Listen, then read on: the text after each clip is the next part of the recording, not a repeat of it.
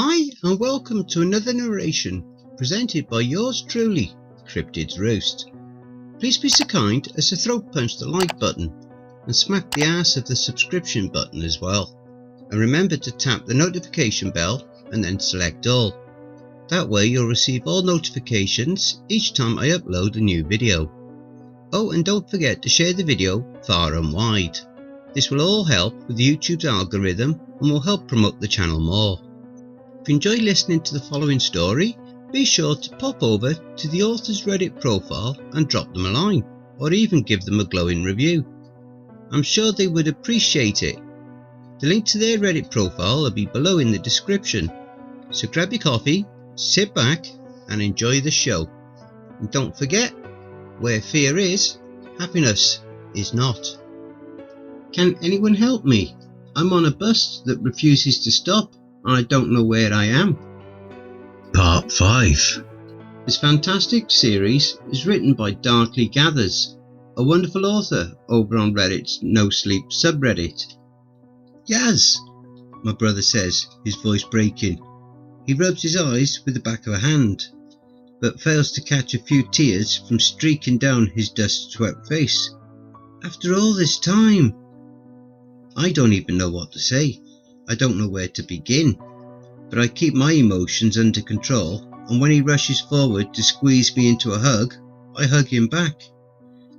Rye, I stutter when he pulls back. What? I don't... There are creases beside his eyes.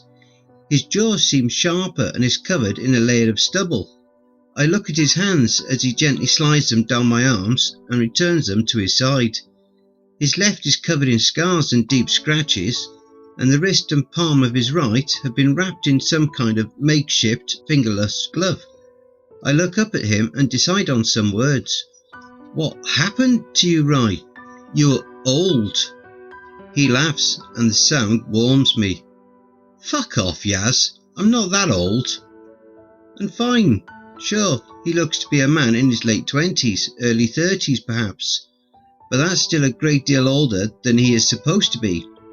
The laughter leaves his face almost as quickly as it appeared.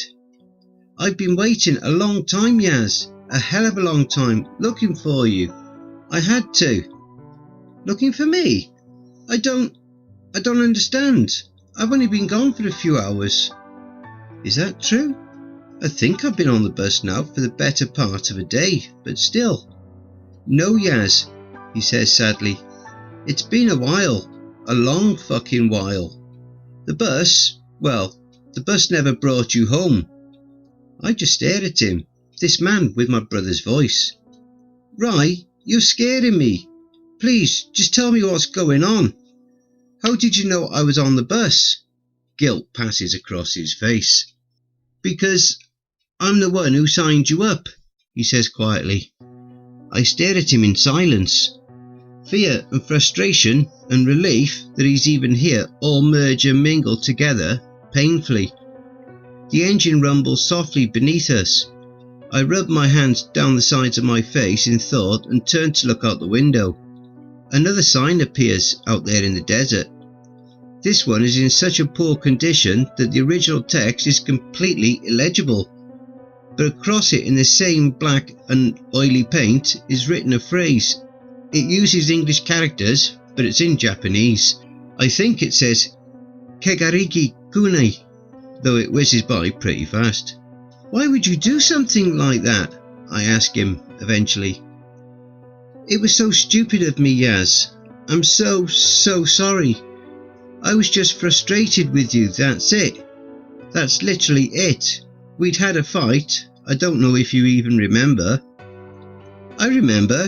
It was only a week ago, I reply. Right, of course. Well, you disappeared one day and I realised then that I'd made a terrible mistake. I didn't even think anything would happen. I could never accurately describe to you the fear and the panic and the sheer agony of those first few days and weeks. I waited and waited and waited for you to come home, but you never did. I looked for you everywhere until it became clear that if I ever wanted to find you, I'd have to look a little further afield. How did you even get here, Rye? I ask, turning back to face him. The bus crosses a set of ancient and silent metal tracks, like rails for a train. They extend far out to the horizon in both directions and intersect the road at an exact 90-degree angle. Ry grimaces and rubs the back of his gloved hand. The bus is not the only way to travel between worlds, he murmurs. Another pause. The orange light of the ever-evening catches on what appears to be a great field of broken glass out in the black sands. It sparkles and shines directly into my eye. I squint and cover that side of my face with my hand. I want to be angry with him, I really do, to give him hell for what he's done. But the emotion fades, to tell the honest truth. I'm just so happy to see you, Ry. And damn, talk about a glow-up. He laughs at this, with heart, and then he draws me into another hug, tighter this time. Okay, I say, wheezing, playfully pushing him away. So what's the plan? You found us. How are we all going to get home? And what are we going to do about your age? A terrible thought occurs to me and I am struck by a sudden fear. Wait, has everyone aged as much as you, back home, Mom and Dad? How much have I missed? How will we ever explain? He puts a hand out. I do not intend us to return to the time at which I left. We will return to the point of your departure, or near enough to make no difference. So what about you? How will we explain why you've aged so much? To this, Ry does not respond. Instead, he turns to Leah, who has been quietly watching us this entire time. Are you going to introduce me? He asks. Right, sure, sorry Ry. This is Leah. Leah, this is obviously my brother Ryan, though he's, not supposed to be this old. Leah gives him a little wave, and Ry furrows his brow. Have we met before? I feel like I recognise you. Leah shakes her head. It's possible you've seen me around. I only live a couple of blocks away from you guys. It's nice to meet you, by the way. Ryan nods, then claps his hands. So, the plan. I've seen the route, I've seen the tests and the challenges that lie ahead in all their misery. I've ridden all the way to the Axis Mundi, and my plan is a simple one. Succeed where I have failed before, get you to the end of the route, and ensure that the bus takes the right path back home. Succeed where you failed before? Yes, my guilt runs deep, Yaz. I've ridden the bus, all while looking for you, of course. But I've accompanied travellers, like you guys, from city to city, station to station. A sad smile that does not meet his eyes passes fleetingly across his face, and for a moment he stares out at nothing, in a motion that is perhaps unconscious. He reaches up to a chain around his neck, one that ends in a little cross. My brother is not particularly religious, and I do not recognise the chain. This is my 11th journey on the bus. I go different distances each time. I told you I've been to the Axis Mundi, and while this is true, I have only been there the once. The bus, it only ever runs in the same direction, and there are no other vehicles here, none that work anymore anyways. So I always have to make my way back on foot across the desert. I shake my head. I don't get it. Why bother? Why walk all the way back to this spot? Why not just stay at the end to meet us there? Because, Yaz, he says, and with a phrase that sends my blood running cold, in my experience, the passengers don't tend to survive past the tests in City 2. As he speaks, he reaches into his coat and draws out two smallish weapons, tossing one to each of us. At first glance they appeared to be blades or knives, but when they are fully out of his coat and mid-air it is clear that they've been altered. The blades have been replaced with what I'm presuming to be magnets of some kind. I catch mine, but Leah fumbles hers and drops it to the floor, bending down to pick it up. So, do you know everything about this place then? About what happened to it? Leah asks cautiously. Ry shakes his head.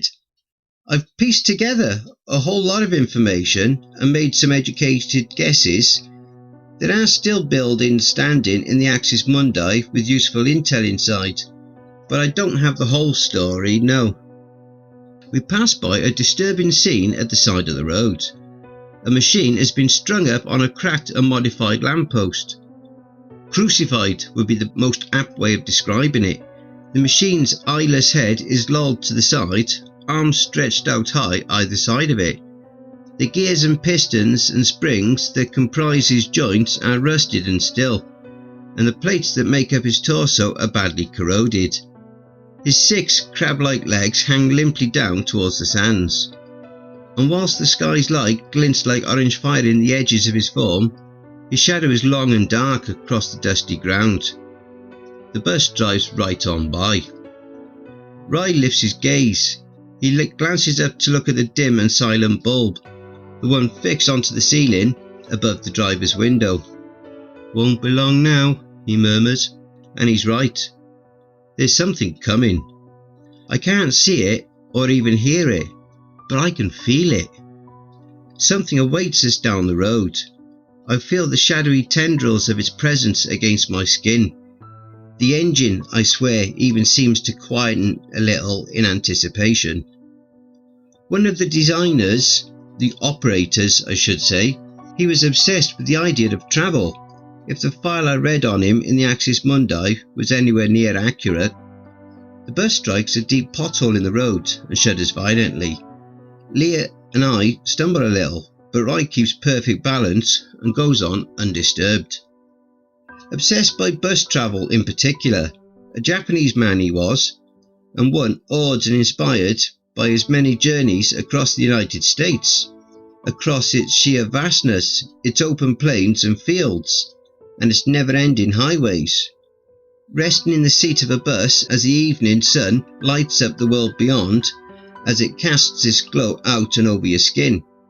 It warms you, and as the dust motes drift through the air and the landscapes beyond roll by. Rai looks out the window, and it becomes clear that he is reciting words that he has read in the aforementioned file, one that he has committed to memory. "You're neither here nor there. You're in purgatory. You and all the strangers around you too, united temporarily by a common bond.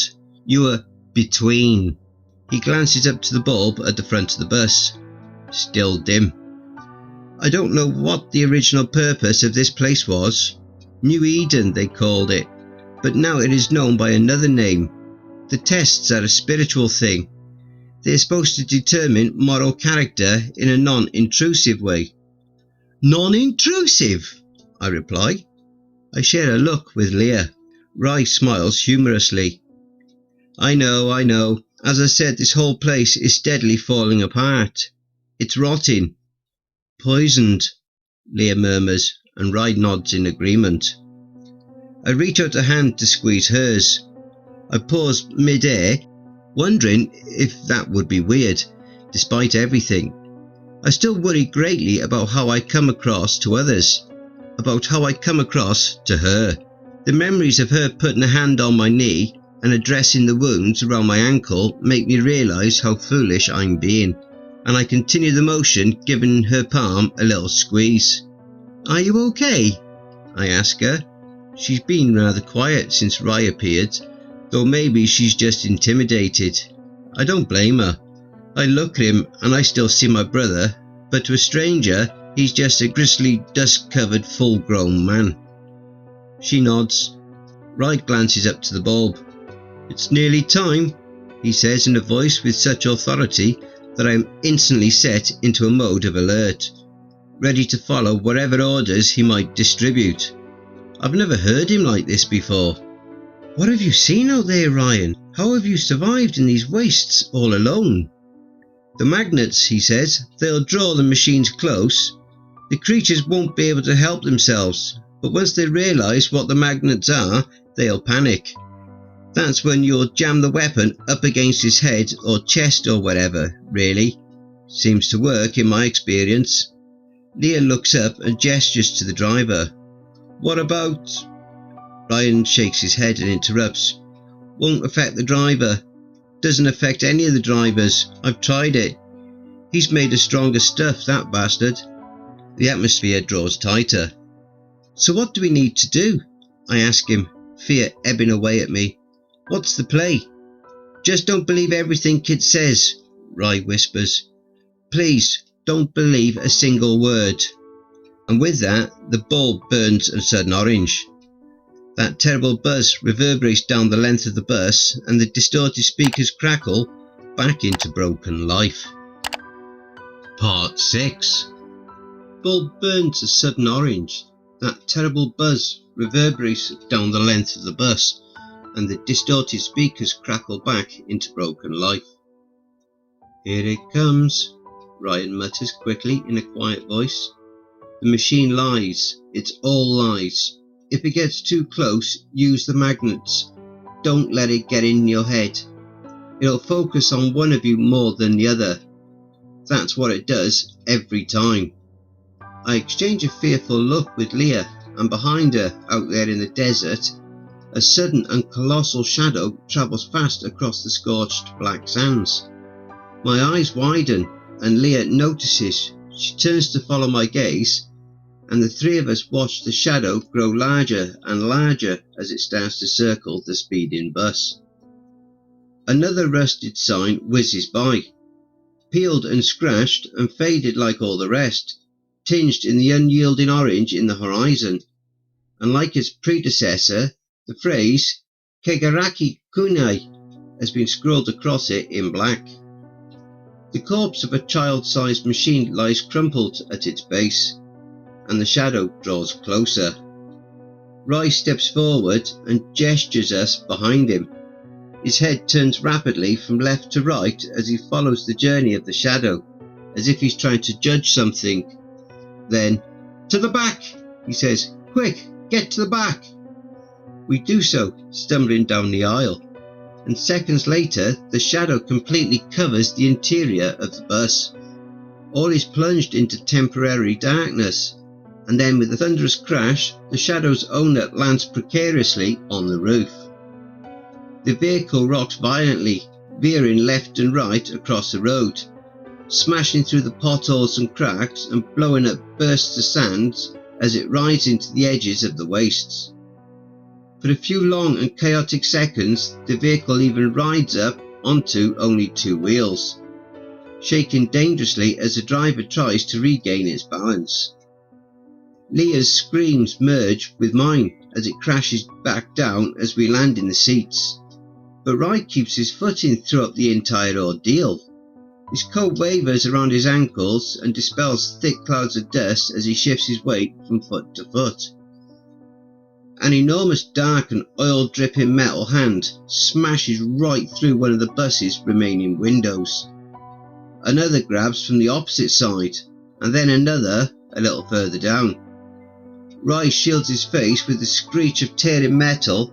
The front half of the bus's roof is ripped entirely from its side.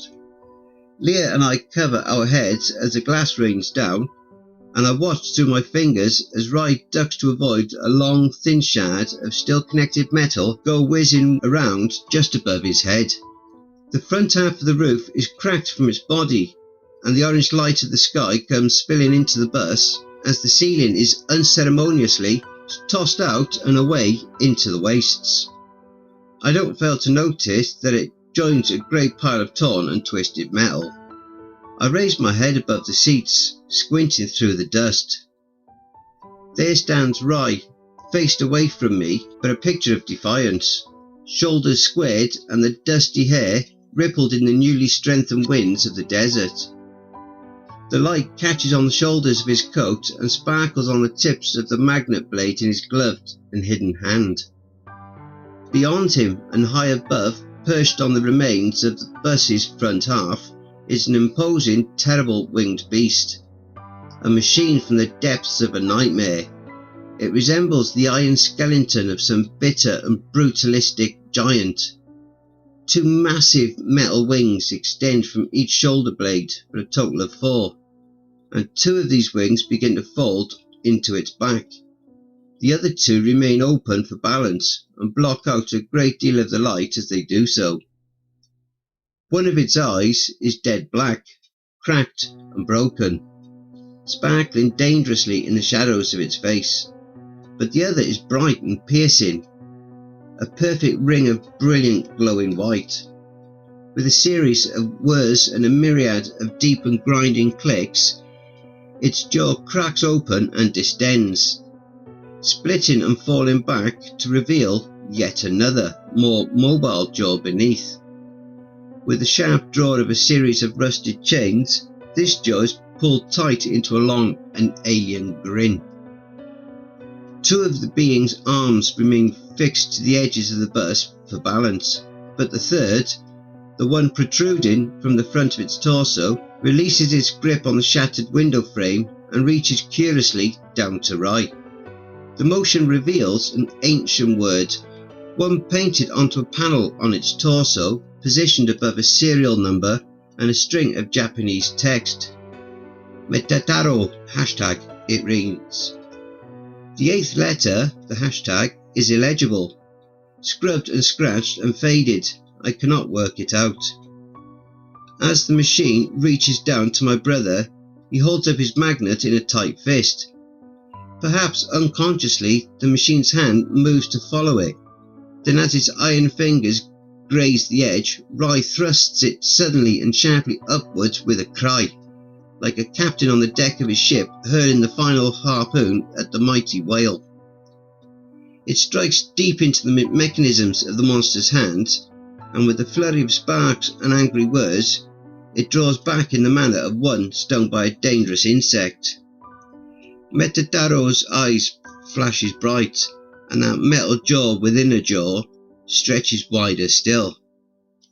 Ryan, how good it is to see you again.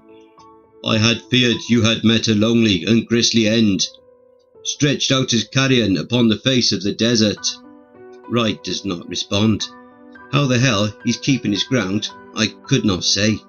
My own heart is hammering desperately in my chest, to the extent that I think perhaps the machine can hear it. Maybe it can. I can't help but notice that Christy is no longer with you. Abandoned her, did you? A pity. I had thought higher of you. Christy? Who is Christy? The machine's voice is the sound of a mighty but failing engine. A burning turbine perhaps, roaring and ever thundering as it desperately clings to life. It seems to whip up the very winds all around us and draw them into the bus like a vacuum in the midst of space. I abandon no one, Rai responds, his words strained, and the machine draws closer with a grinding of gears and juddering of pistons. Oil drips into the aisle and the air seems to grow much thicker and warmer. Would you like to know the truth what happened to her, traveller? Would you like to know the truth? I'll get no truth from the likes of you, machine, Rai replies, shouting loud above the noise of the twin engines and the rush of the wind. You still cling to this false belief you know precious little. You lead these lambs to their fall as the snake led the first woman and she the first man. The machine lifts its gaze and a great gear cranks around in its chest. My throat goes bone dry as it passes its lifeless eye across me and over to Leah. Steam pours from vents in its neck. You wear a curious mask, Leah, or is your expression genuine perhaps? I could not say which would be the most pitiful. The machine leans closer still and again it spreads out its third arm. Rai plays no tricks this time and shoves the magnet up and into the hand with another flurry of sparks. The machine recoils and its fingers twitch independently of each other, sparking until he draws him into a fist. Try that again and I shall fizzle out your weapon like the wavering flame of a match. No you won't, liar, Rai calls back. Keep your distance and I'll keep mine. Metataro's eyes intensifies its brightness and a rumble rises from the back of the monster metal's throat. Christy died calling for you, traveller. She pleaded until the end that you would return for her. Alas, you were too busy erecting her shrine in the sands. Liar! Rai screams, struggling with sudden emotion. I can hear it thick and rich in his voice. What were you, machine? before the world was poisoned. What possible purpose could you have served in a place like this?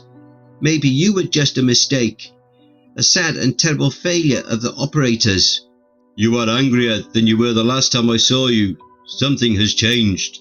The machine's head lifts up, a motion quicker than its size should allow, and I gasp with an involuntary inhalation of metal-warmed air.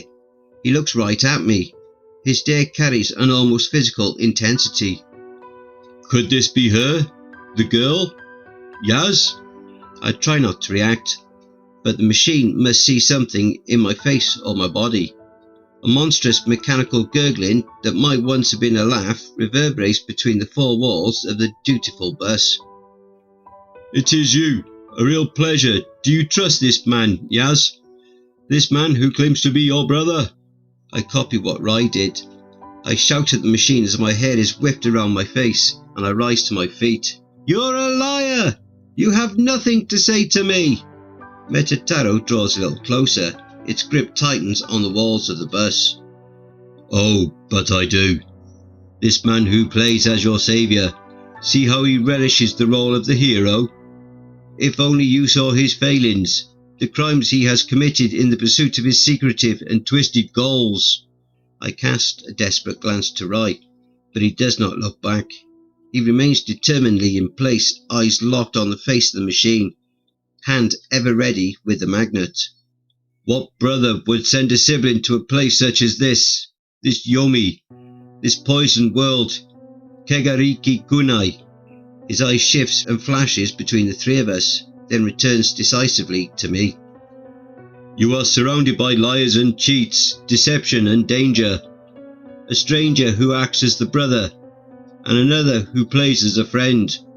You will find no friends here, girl. You want rid of this game? These players who withhold from you the rules? Then throw yourself from the bus. You will survive the landing and free yourself from the tests. Lies! All lies! I shout back.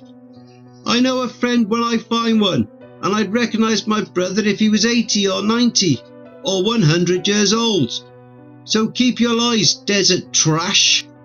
The machine rocks and shivers violently, with that same twisted laughter as before, but turns all the more malevolent. Oil leaks from its jaws within jaws and splashes down over the floor. Rai takes a measured step backwards as it splatters up his boots. Your blind faith will be your end.